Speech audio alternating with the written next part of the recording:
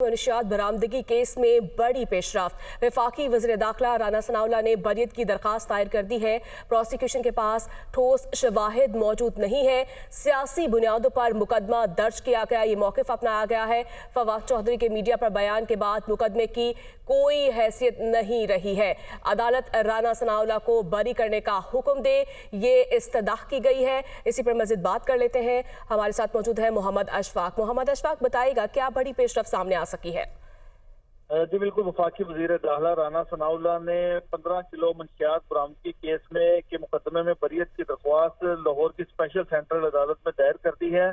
और राना सनाउल्लाह की जानिब से बरीयत की दरख्वास्त फरहाद अली शाह एडवोकेट ने दायर की, जिसमें ये मौक़िफ़ इख्तियार किया गया कि प्रोसिक्यूशन के पास ठोस शवाहिद मौजूद नहीं है। सियासी बुनियादों पर ये मुकदमा कायम किया गया था और इसके साथ साथ मुकदमे में ANF के अफसरान का नाम इस्तेमाल हुआ। दरख्वास्त में ये भी कहा गया है कि ANF के गवाह इस मुकदमे को सपोर्ट नहीं कर रहे और इसके साथ साथ ये मुकदमा सियासी इंतकामी कार्रवाई का निशाना है और इसी बुनियाद पर इस मुकदमे से बरी करने के अहकाम जारी किए जाएं।